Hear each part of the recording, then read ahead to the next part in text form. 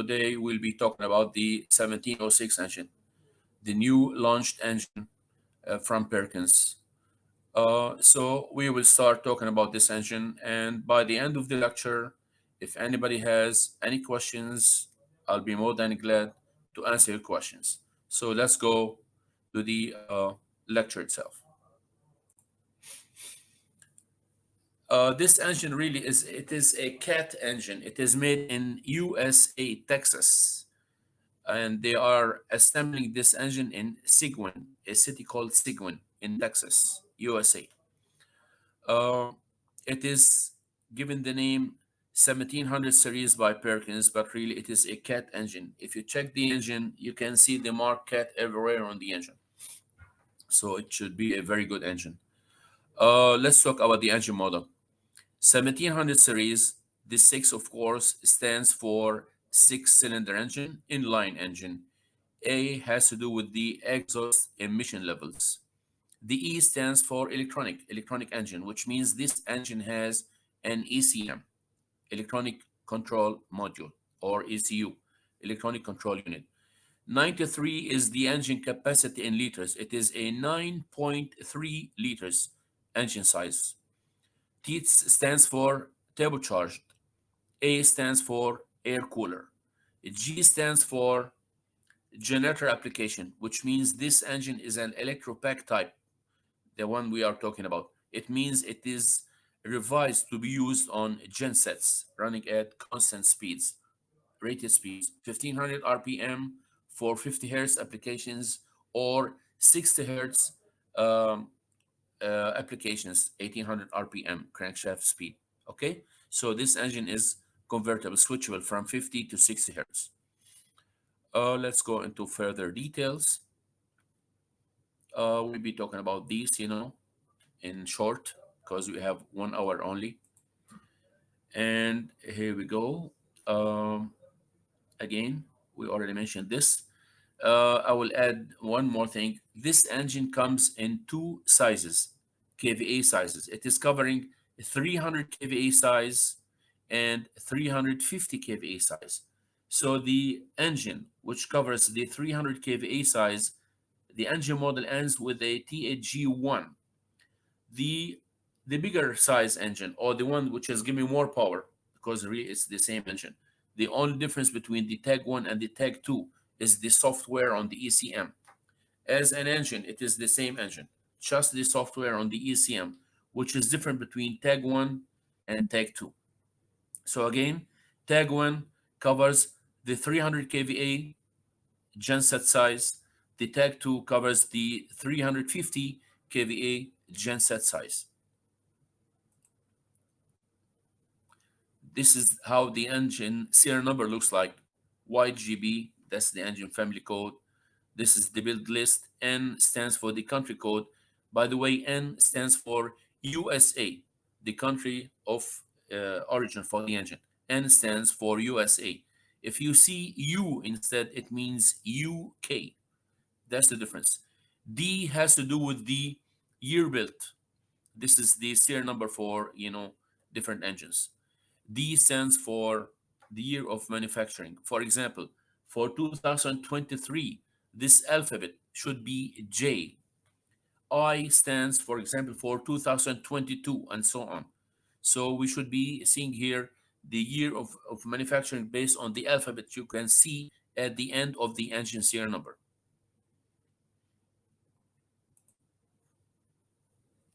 Again, this is the engine model. We have already explained this. No need to go through this again. And this is the engine, okay? It is a cat engine. What we need to mention here, as I mentioned earlier, the displacement of the engine is 9.3, the engine capacity in liters, okay? 9.3 liters. Compression ratio is very good. It is 17:1, which is very good. It is a turbocharged air-cooled type of engines. We'll talk, we will go through the details more and more when we go further with the lecture. The engine has an ECM. The ECM we have on these engines is the up-to-date type of ECMs. It is ECM Adam 6. On the 2000 series, for example, Perkins 2000 series, we have the Adam 4. On the 1206 engines and the revised 4000 series engines, the ECM is Adam 5 type. On this engine, it is the up-to-date type. It is Adam 6. Adam stands for Advanced Diesel Electronic Management. That's what it stands for.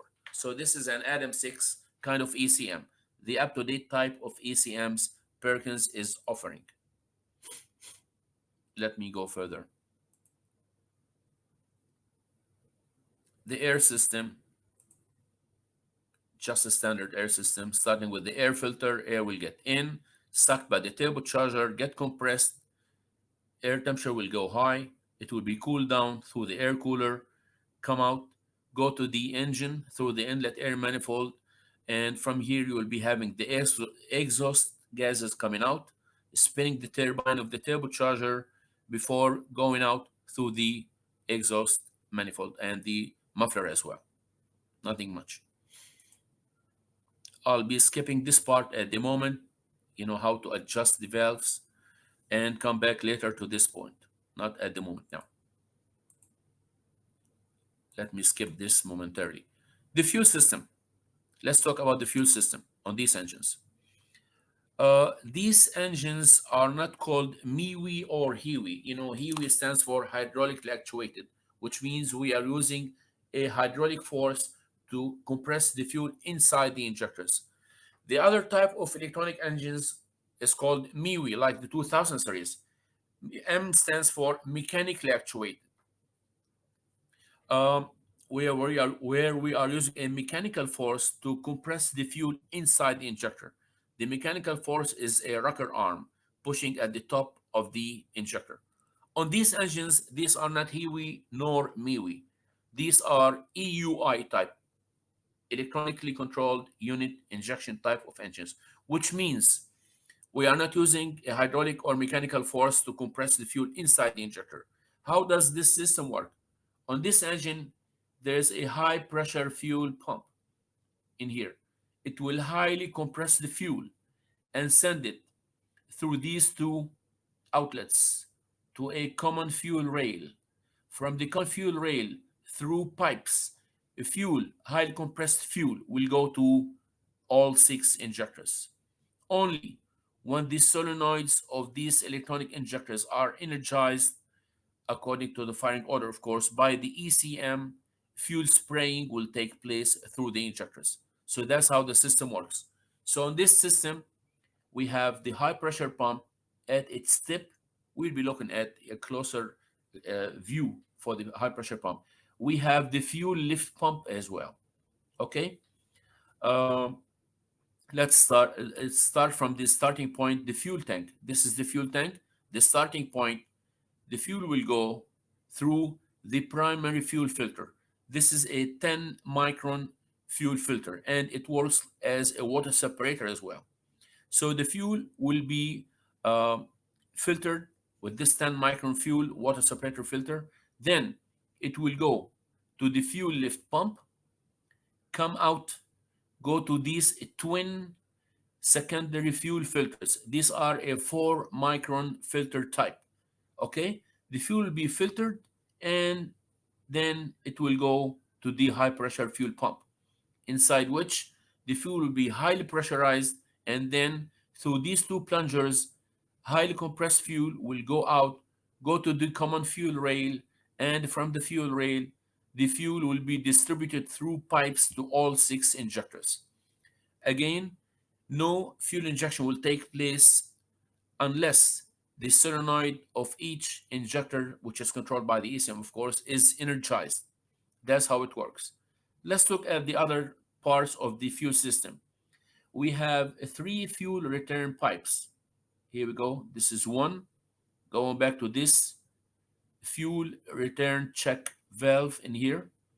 And we have a fuel return from the fuel common rail system to here, and a drainage coming back from the fuel injectors going back to the common fuel check valve. Here we have a fuel check valve. Okay, the job of this fuel check valve is to prevent the fuel whenever you shut down the engine from leaking back to the fuel tank.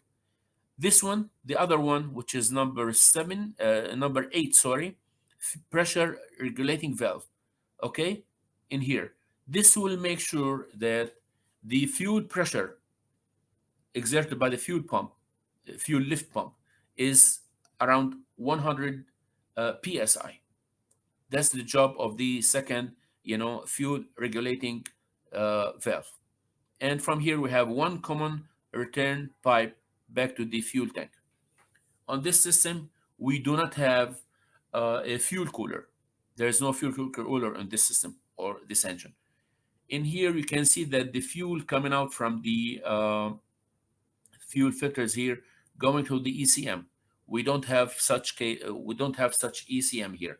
The ECM on our engines is not a fuel cool type. Okay, so in here, this is not the real situation that we have on our engines.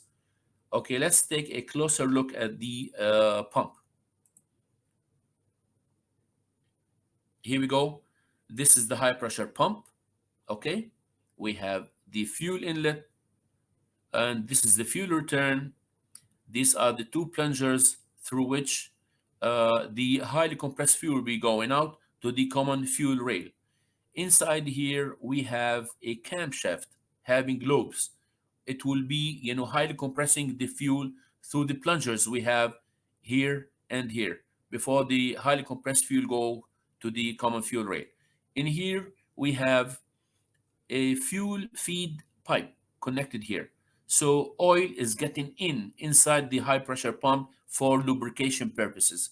So we are using oil to lubricate the internal parts of the high pressure pump. And at the tip of the high pressure pump, we have the fuel lift pump. The same camshaft is driving the fuel lift pump as well. We have an inlet and an outlet as well for the fuel lift pump. And the pump is, of course, gear driven. I'll go into more details when we go further.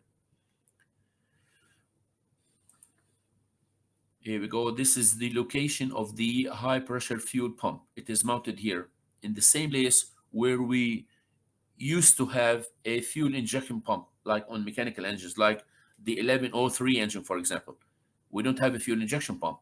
Instead, we have this high pressure fuel pump. Okay. This is the primary fuel filter, and we have the priming pump, and these are the twin secondary fuel filters. If you need to bleed the fuel system, right in here, you have a valve, which you can press with your finger if you need to bleed the fuel system from air. That's how it goes. This is the location of the ECM. Again, the pump. The high pressure pump is controlled by the ECM through this valve, electric valve. So the ECM can control the outlet or the pressure of the outlet outgoing fuel going to the common rail. That's how the ECM can control the fuel pressure, to raise the pressure whenever high load is applied, and to ask the pump to lower the pressure whenever we have low loads applied on the engine through this electrical valve. How much is the minimum pressure that we need from this high pressure pump at cranking time? When you start your engine at cranking time, it should be in between these two numbers. I'll take a number between both, like around 2500 psi. That's how much when you crank your engine. This is how much we need for the injector to start spraying fuel so that the engine can start. And this is the maximum pressure that the pump can give, around 27,000 psi.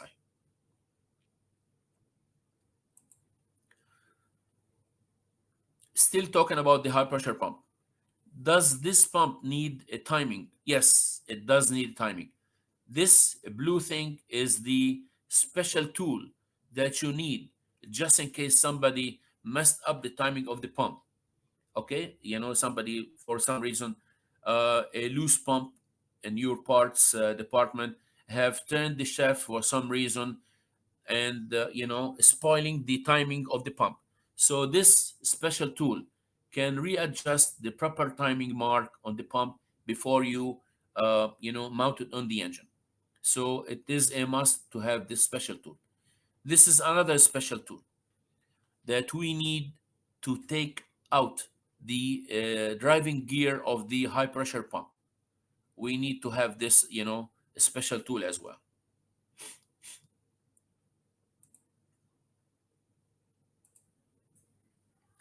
These are the injectors, very simple injectors, okay?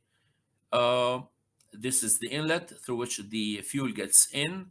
This is the solenoid, which is controlled by two wires by the ECM. No fuel will get in unless the solenoid is energized by the ECM. Okay, so whenever this solenoid is energized, fuel can get in, and here we have a spring-loaded, needle inside, blocking the six little tiny openings at the tip of the injector. We need a minimum of 2,500 psi pressure to overcome the spring-loaded needle to lift it up so that fuel can start being sprayed. So it's a very simple, kind of injectors. And this is the clamp which is holding the injector. Um, this is the giving some information about the injectors themselves. There is a trim code number on these injectors, just like any other electronic engine. If you replace any injector, you need to uh, flash the ECM with the new eTrim code for that new injector, because every injector has a different eTrim code flash file. It's a flash file really that you need to download to the ECM for, let's say, injector number one was replaced. So you need to reflash the ECM with the proper eTrim code flash file for that injector that you have replaced. And the CR number for that flash file for that injector is mentioned on the solenoid of the injector. And where do you get the flash file from? From Perkins website.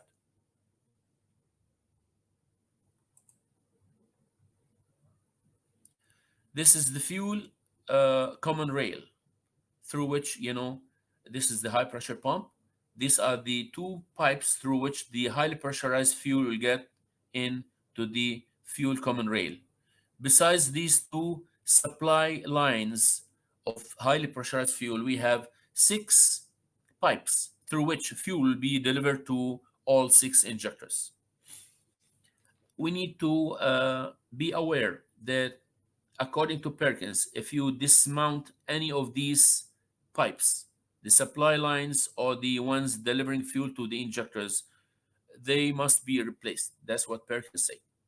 I would say if you want to take out these pipes for some reason, make sure that you don't bend or twist these pipes. In this case, it's okay to use them again.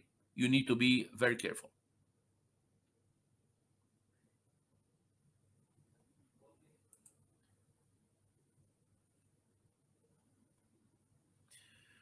Okay, here they are talking about the sensors that we have on this engine, ECM sensors. As you know, we have three types of ECM sensors on all electronic engines in general. Uh, we have sensors that will be reading temperatures like air temperature, fuel temperature, coolant temperature. And we have another type of sensors, ECM sensors, that will be reading pressure like atmospheric pressure, boost air pressure, fuel pressure, fuel lift pump pressure. And we have the common rail, fuel pressure as well. And oil pressure as well, lubrication oil pressure. And we have the third type of ECM sensors that will be reading the speed of the engine and helping the ECM. I'm talking about the speed sensors now. We call them speed position sensors because these sensors have two jobs. The first job is to tell the ECM how much is the engine speed, and the second job is to tell the ECM whenever piston number one is ready, which means it is at top dead center compression stroke. Based on this information that the ECM gets from these sensors about the position of piston number one, it knows when to energize the solenoid of piston of injector of the injector of piston number one. How about the other five pistons? How does it know the location of the other pistons? By calculation. It only needs a reference reading for the position of piston number one. Okay? This applies to all electronic engines. That's how they work. Okay? It is a copy paste for all the electronic engines.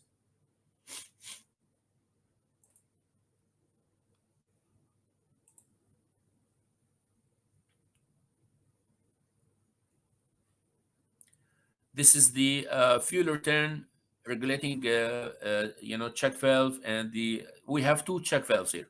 One, this one to regulate the fuel pressure at 100 psi, and the other one in here is to make sure whenever you, shut down your engine, the fuel will not drain back to the fuel tank. It will stay there.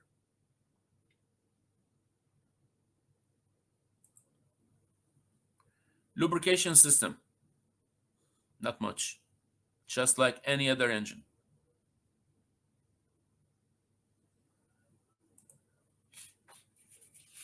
We have the lubricating pump inside the oil sump that will be delivering oil to all the internal parts inside the engine block, the head where we have, moving parts getting in touch with each other to minimize the friction.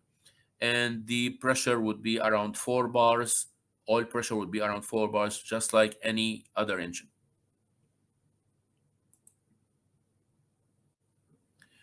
You know, concerning the oil that we can use for this engine, in here it says CK4. We checked the engine data sheets and everything. It is okay to use CI4, okay? 15W40 type of oil. Viscosity 15W40 type of oil is CI4. It's okay. We can change oil every 250 hours, not 500. We prefer to go with 250. Oil change plus fuel and oil filters. Because, in most of our third world countries, we have an issue with the fuel. We have high sulfur contents. So it is better to change oil every 250 running hours. Okay, let's proceed. The cooling system, just like any other, uh, standard engine, Perkins engine. We have two radiators on this engine. One for water cooling, and the other one is for air cooling. Both are made from aluminum, just like all the newly introduced engines. Okay, and it is highly advisable to use the extended life type of coolant. Okay, ELC. That's what the Perkins call it. ELC. We started, seeing this kind of uh, ELC type in our local markets. You can find it in local markets. Sometimes they call it long life coolant, extended life coolant, or long life coolant. Okay, both are good. Okay, and as you can read in here, they can last for 6,000 running hours or 3 years, whichever comes first. But you need to make sure that nobody will be topping up the radiator in case there is leakage or something with just water. It has to be a mix of ELC and water as well.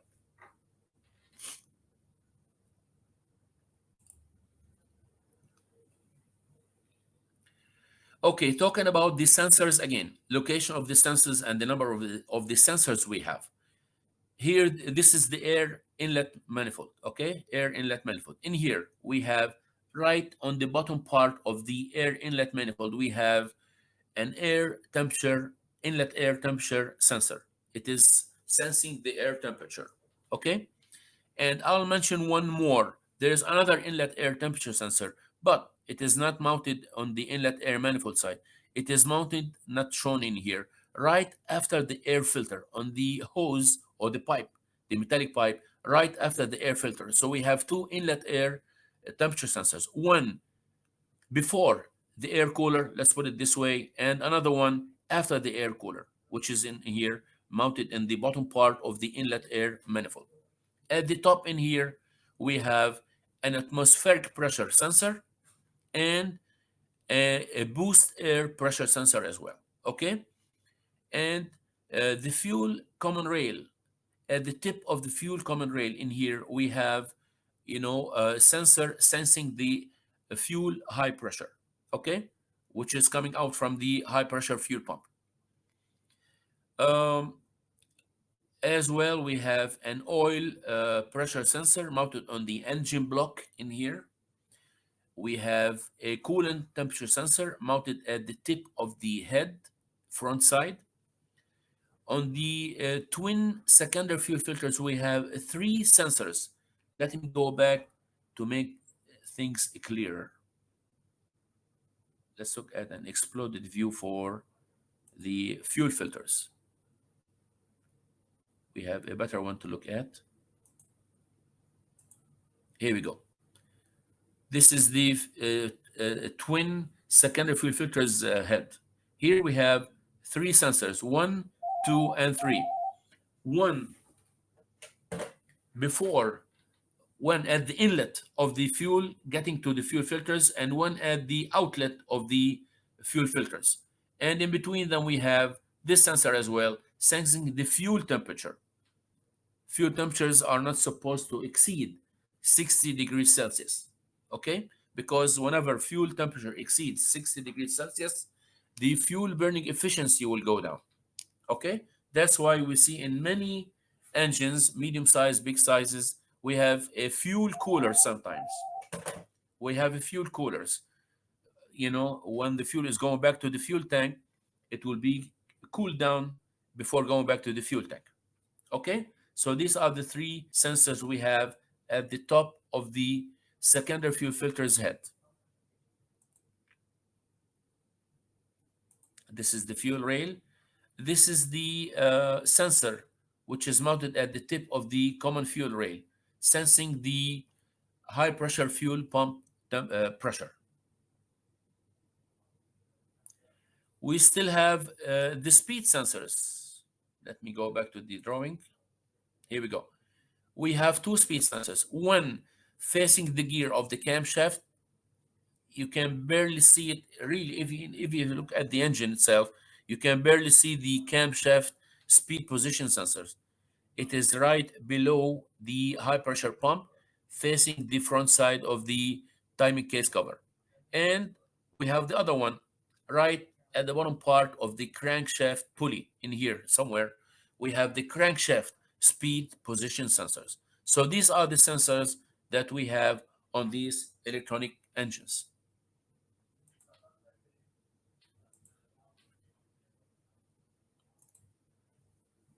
Here they are pointing at the location of the crankshaft speed position sensor and the location of the coolant temperature sensor on the engine. Okay, let me talk a little bit about the ECM, the Adam 6 type. If you need to communicate with this ECM, we have a connecting tool, hardware connecting tool. We have two types. We have the compact communication adapter type, the old version that we still have, at some of our, companies. It is a small size. And we have the up-to-date type, which is called CA3, Communication Adapter 3. You need to know that if you want to communicate with an Adam 5 or Adam 6 ECM, you must have the CA3 type. The compact communication adapter will not work. You must have the CA3 type, okay? And concerning the software, the EST software, it is highly preferable to use, the up-to-date versions like the 2021C or the 2022 version, okay? Do not use the old versions. It must be a new version. I'm talking about the EST software. Hardware connecting tool again, the compact communication adapter will not work with the ECM Adam 5 or Adam 6, okay? you must have the CA3 type.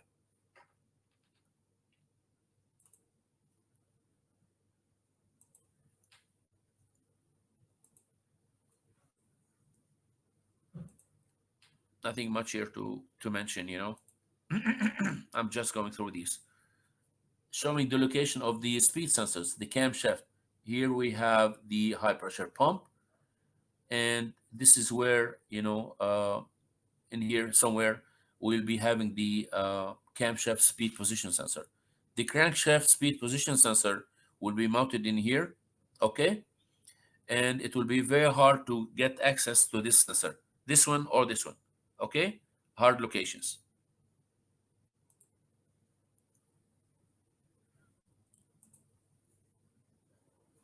Again, these are the twin secondary fuel filters. This is the primary fuel filter, and the priming pump is mounted here with the primary, fuel filter. This is the oil filter, okay? Again, the type of oil that we should use is the CI4, forget the CK4. CI4, 15W40. It would be fine. This engine, the oil sump, takes only 32 liters of oil. Comparing this engine, the 300 kVA size to be specific, to the 1506 engine that we have at the moment, covering 300 kVA size, the size of both engines are almost the same, okay? But the 1706 will only take 32 liters of oil. The 1506 takes 40 liters of oil, okay? So we'll be saving on the oil. Concerning fuel consumption, I checked, at 75% load for the 1706 and the 1506, it is almost the same, around 55 liters per hour. For the 350 kVA engine size, comparing this to the 2206 engine, this engine is smaller in size. In length, it is shorter by 30 centimeters. In height, it is lower by 40 centimeters. And the fuel consumption, it is almost the same. At 75% load, um, both engines will be, consuming around 60 liters per hour, plus minus. But the issue here is this is a compact engine. We will be saving on the soundproof enclosure design.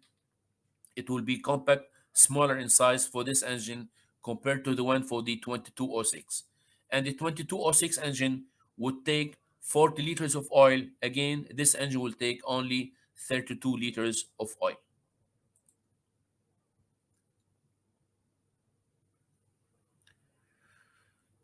Okay, we still need to talk about how to make valve adjustments every 2500 hours.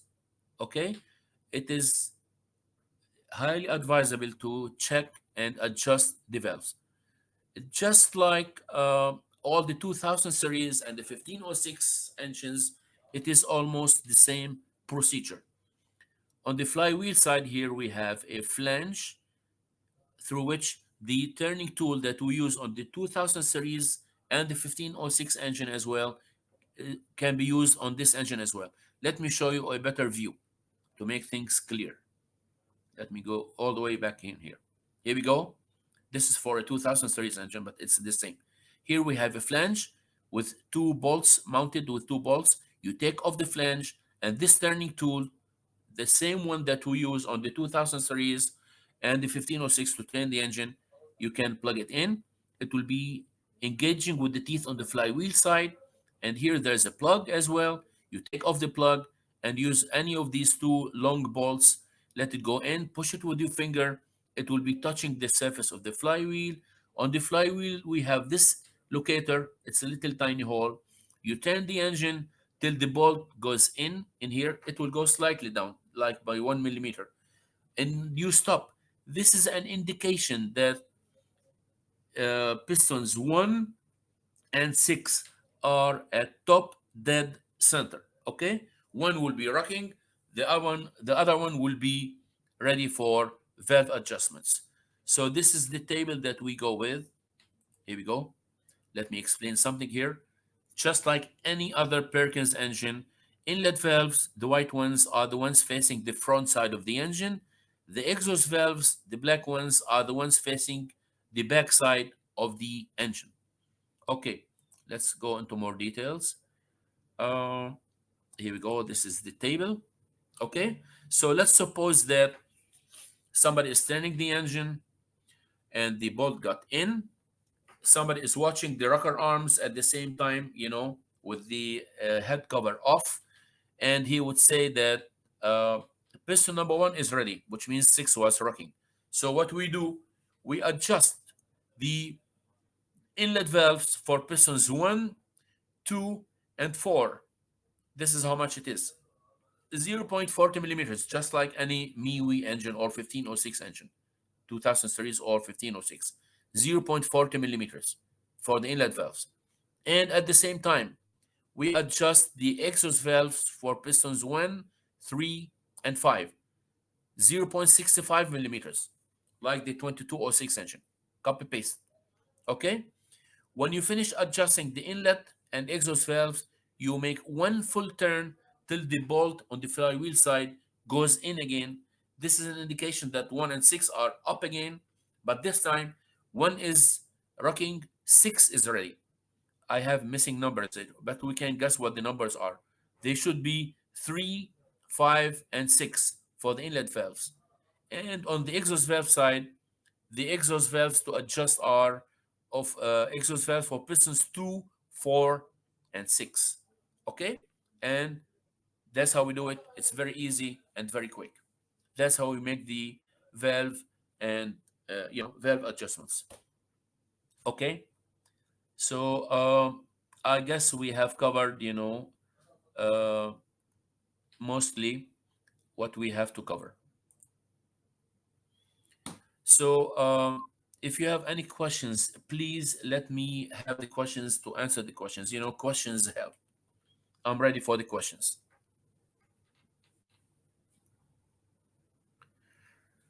Fuel line is also no, as I mentioned before, forget what I have shown you on the schematic. No, the ECMs that we have on the engines, the 1706 that we are receiving, no, the ECM is not cooled using fuel. No.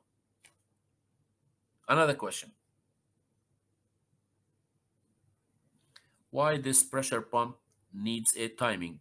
Can you please explain, sir? Yes, because remember, inside the pump we have a camshaft. It has lobes, okay? Just like any camshaft, you need to have the proper timing for the camshaft, whether it's for a camshaft for valves on any standard mechanical engine or for this specific high pressure pump, to make sure that the plungers will be uh, compressing fuel properly at the proper time and sending it to the common fuel rail.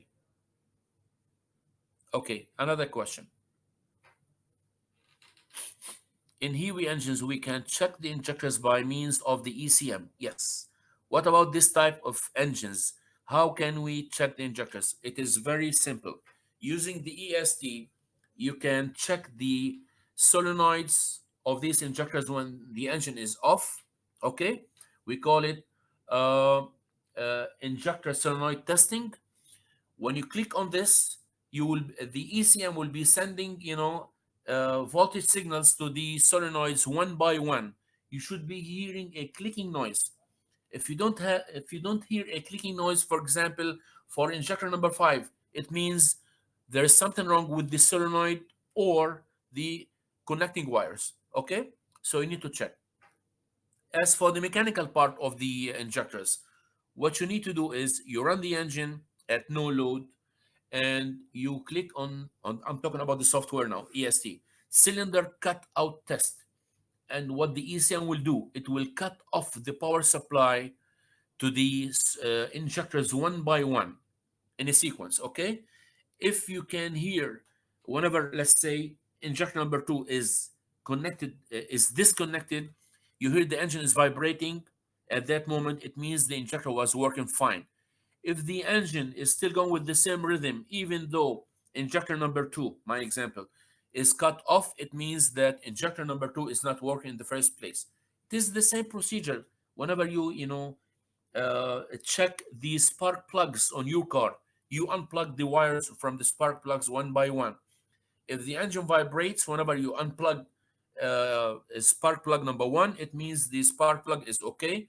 If you unplug injector spark plug number one and the engine is still going with the same rhythm, it means the spark plug is not working in the first place. So it's almost the same procedure, but using the software. So that's how we check the injectors, the solenoids, and the mechanical part of the injectors. Another question.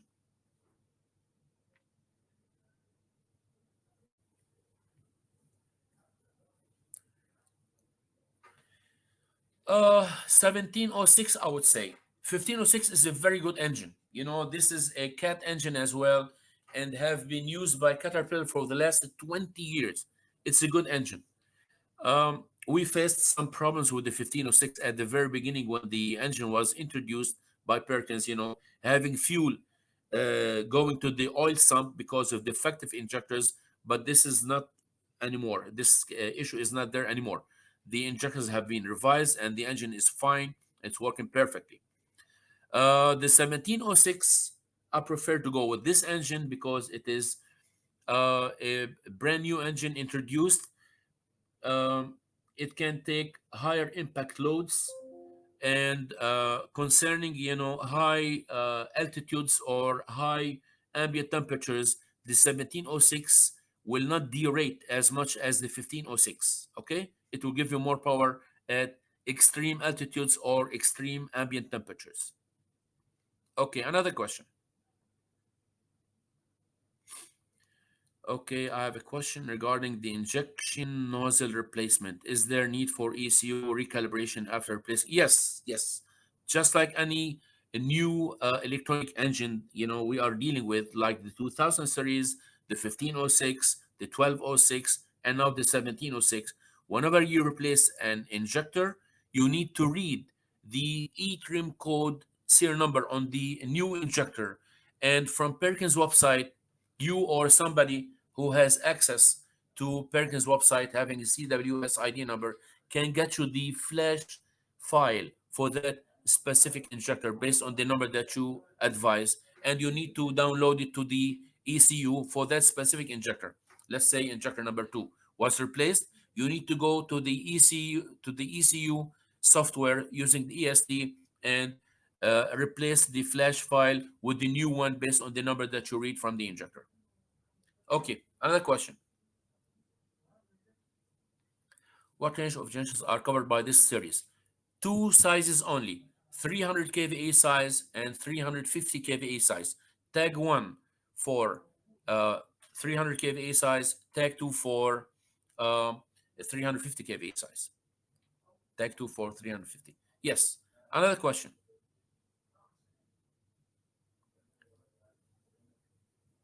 I think we already answered this question.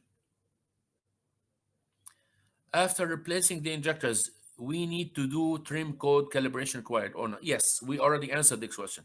Yes, we have to. Yes, we have to. Another question. Does this generator also have a hunting problem associated with the 1206 series? Uh, we have sold many of these engines and they are working fine in Lebanon and abroad. And we are not seeing any issues with these engines up to this moment. I don't think we have, a hunting issue with these engines. They are good. So far, so good. Another question. Uh, we prefer not to go with high impact loads because on the long run, for any engine, even though it can take 100% step load, you might break the crankshaft. As we mentioned before, for any diesel engine, whether it's electronic or mechanical, it is highly preferable that step loads does not exceed 60% of the engine power. Yes, another question.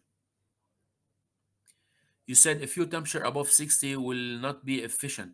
Can you please explain why? Yes, because whenever the fuel heats up, because in most of electronic engines, fuel are going inside the head to supply fuel to the injectors and cool down part of the injectors as well. Okay, this does not apply to 1706, of course. Okay, so the fuel will be picking up heat from the head. The internal parts of the head will be having a temperature of around 200 degrees Celsius. So definitely fuel will be picking up heat. So we have to cool it down. What happens if we don't cool down the fuel? The specific gravity of the fuel will be changing, which means, in other terms, the fuel burning efficiency of fuel will go down. That's the issue. So that's why it is a must to keep the fuel temperatures below 60 degrees Celsius. Okay? By using either a fuel cooler or using big bulk fuel tanks. Whenever you have, big fuel tanks like more than 4,000 liters capacity, the returning hot fuel will cool down whenever it's mixed with the fuel inside the big fuel tank. Another question: how can one detect if the pressure pump has been tampered with? Ah, we haven't seen this. Most probably, uh, it will be defective. It will not be given the proper pressure, right? And you can see that some bolts have been, uh, dismounted or something. You can see uh, evidence that somebody have been using a plier or a spanner to dismantle or take out the different parts of the pump. We don't see this usually, but mostly if somebody tamper with any pressure pump, regardless of the engine type, it will be affected and it will not be giving the proper pressure to run the engine. Okay, another question. Comparing to 2200 series engine to this engine was small in the summer of was small in the summer or 100% load taking time, any temperature issues will occur. Um, if you apply 100% load on any engine for long periods of time, it is not recommended. Recommended, if I can understand your question, the recommended load on any engine is average load. Any engine, okay? Any engine can run on 100% load, any engine, including the 1706. But on the long run, the lifetime of the engine will go down and it will be needing overhauling. Okay? As I understand your question, if this is your question. Okay? How many kVA can this engine carry? As we mentioned, we have two engine sizes: 1706 tag 1, 300 kVA size; 1706 tag 2, 350 kVA size. Okay, another question?